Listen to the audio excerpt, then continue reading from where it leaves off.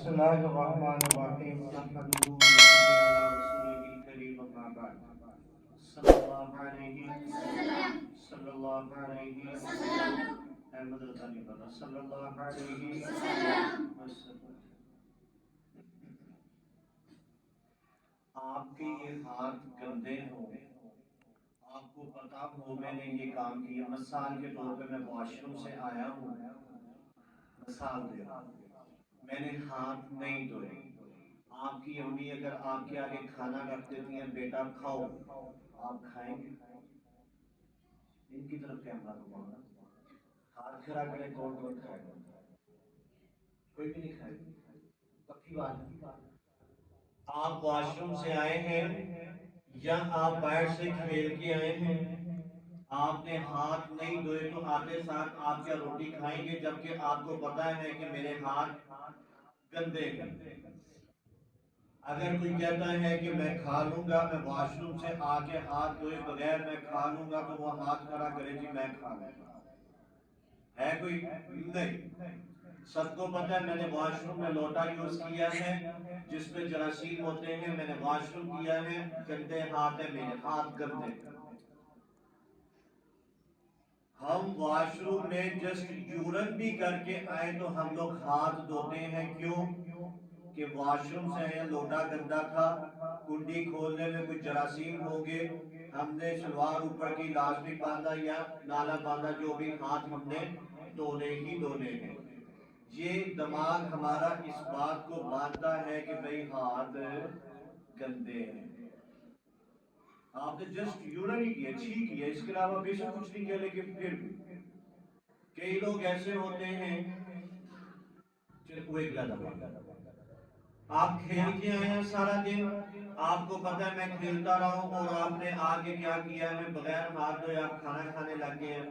کبھی نہیں ہوتا. آپ کو پتا ہے میں نے بال پکڑا تھا، میں نے بیٹ پکڑا تھا، یا میں چھت سے گڈیاں اڑا کے میں نیچے آیا ہوں، میں نے کوئی دیوار پکڑی ہوگی، میں نے کچھ کیا ہوگا، ہاتھ میرے گندے ہیں. بات سمجھ لگی؟ بار بار میں نے کچھ 3-4 بار لکھا ہاتھ گندے. آپ کا ہاتھ دھونے سے آپ کا خود اپنے ساتھ تعلق ہے کہ گندے ہاتھوں سے میں نے چیز نہیں کھانی، گندی ہو جائے گی، ہاتھ دھو کے کھاؤں، اس لیے صاف ہوگا.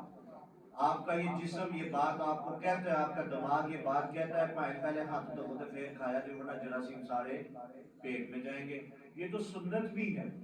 اللہ کے نبی نے فرمایا کہ کھانا کھانے سے پہلے ہاتھوں کو دھو.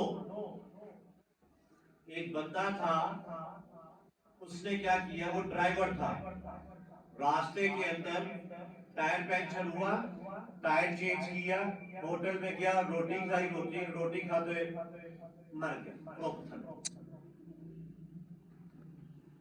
مقدمہ ہوا، آگے پولیس والے سالن اٹھا کے لے گئے کہ سالن میں زہر تھا کیا؟ نہیں. انہوں نے کہا صبح سے لوگ یہاں سارے کھانا کھا رہے ہیں، کوئی بھی نہیں مرا، یہ کھانا کھاتے ساتھ مر گیا. انہوں نے وہ جو روٹی کھا رہا تھا اس کی وہ روٹی کو چیک کیا لیبارٹری میں، سالن کو چیک کیا، جو دکان پہ سالن تھا اس کو چیک کیا، زہر نہیں تھا. لیکن انسان کے باڈی کے اندر جو مرا تھا اس کے جسم کے اندر زہر پھیلا ہوا تھا. انہوں نے اس کے ہاتھ چیک کیے، ہاتھوں سے یہ پتا لگا کہ اس نے ٹائر چینج کیا تھا گاڑی کا. پھر ٹائر گاڑی جو تھی، گاڑی کے ٹائر کو چیک کیا گیا تو پتا لگا کہ گاڑی چلتے چلتے اس کے نیچے کی سانپ آیا تھا جو لپٹ کے مر گیا. تو اس سے ٹائر چینج کیا تو سانپ کا زہر اس کے ہاتھوں کو لگا، اس سے روٹی کا اس سے اس کے پیٹ میں گیا اور وہ مر گیا. کتنی بڑی سنت ہاتھ دھونا. اگر اس نے ہاتھ دھوئے ہوتے نہ زہر اس کے پیٹ میں جاتا نہ وہ مرتا. ایسے ہی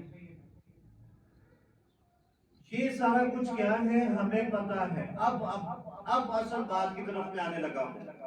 ہم لوگ کیا ہیں، آپ لوگ واش روم میں جاتے ہیں، ہاتھ دھوتے ہیں، کلاس میں واپس آ کے بیٹھ جاتے ہیں، آ کے قرآن کھولتے ہیں.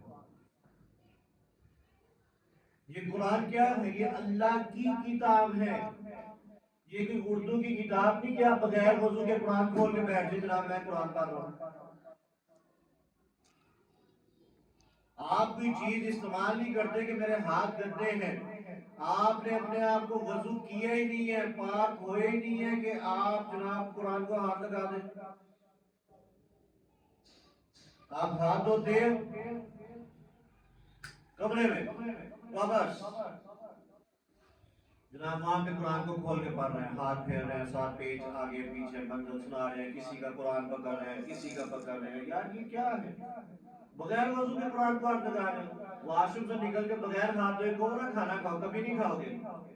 ہاتھ گندے ہیں اور آپ کا جسم، آپ نے وضو کیا نہیں تو آپ قرآن پکڑ رہے ہو، یہ کیسے ہو گیا؟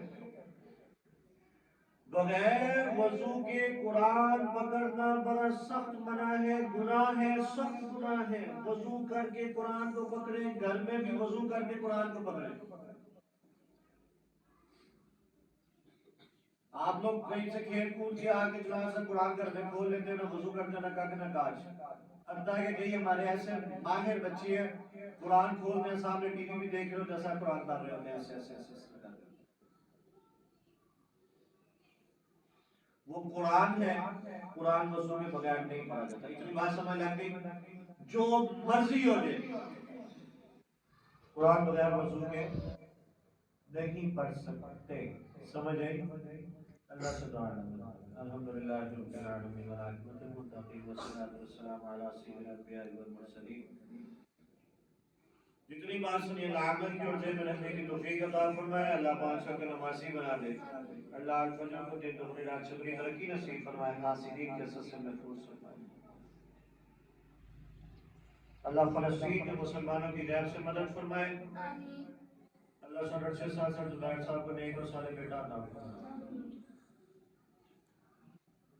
اللہ سب کے ماں باپ کی کاروبار میں برکت عطا فرمائے. آمین آمین اجمعین.